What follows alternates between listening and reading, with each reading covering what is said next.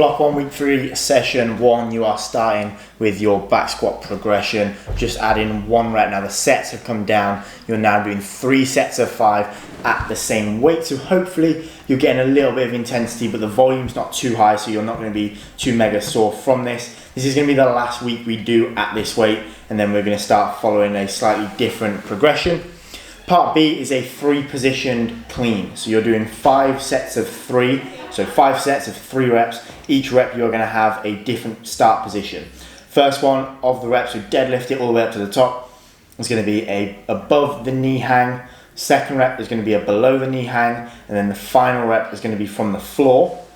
Now, deadlift the first one up, do your hang clean. Then go straight into the below the knee hang, and then for the final rep I want you to drop the bar, reset your position, and do that final rep from the floor. C1, C2, so C series, some gymnastics pieces. C1 is toes to bar. Now you'll be doing 3 times 25% of your max 1 minute test.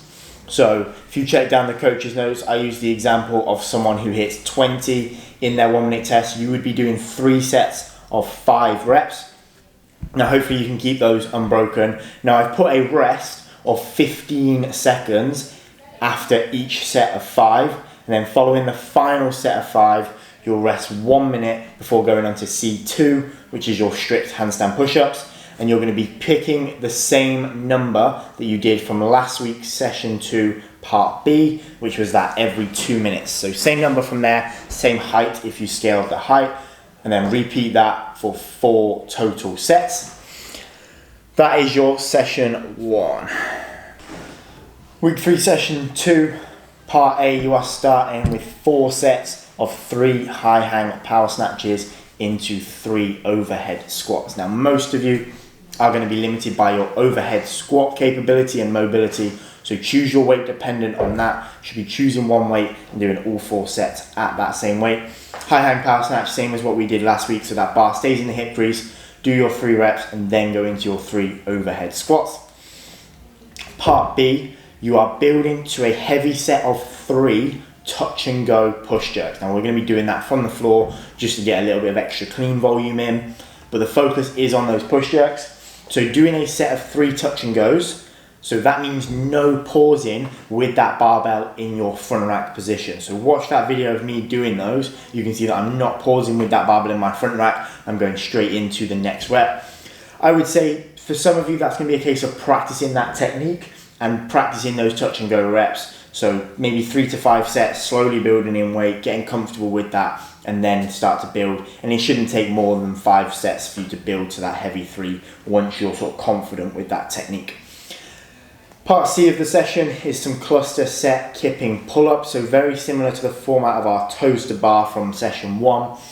Every 3 minutes for 4 sets, you're doing 3 sets of 25% of your max set. So same example, if you hit 20 in your max set of kipping pull-ups, you're doing 3 sets of 5 with a 15-second rest. Then after the 3rd set of 5, rest for 2 minutes and repeat 4 times. That is your session 2. Session 3, week 3, part A, progression from the 2 squat cleans every minute. We're going 3 squat cleans every 90 seconds, doing that for 5 sets, so 15 total reps. Ideally, you are doing that at the same weight or a little bit heavier than what you did that every minute on for those 2 reps. But again, for those of you that are still practicing that technique in the squat clean, not going too heavy and trying to focus on catching that bar in a relatively deep squat position. Part B is some toe to bar volume. Now you've kind of got 2 options with this depending on what level you're at and what you want to practice. Option number 1 is going to be accumulating 400% of your 1 minute test. So if you 4 times what you hit in that 1 minute, and that's going to be for the person that wants to practice their technique and their positioning in their toe to bar.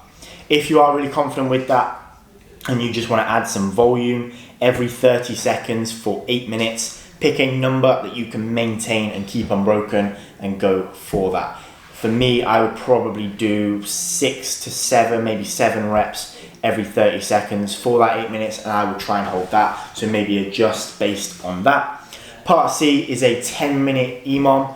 Minute number 1 is a false grip strict pull-up. You're doing 2 reps, but with a max eccentric on the second rep. So I'm going to do my false grip strict pull-up, pull all the way to the top. Now if you are able to, I want you to be really aggressive and almost try and do like a strict chest to bar with that. Then on my second rep, again, be nice and aggressive, pull as high as you can, but then you're going to maintain a negative portion for as long as possible. So from the chest to the rings, or chin over the rings, all the way down to the lockout at the bottom. Make that take as long as possible.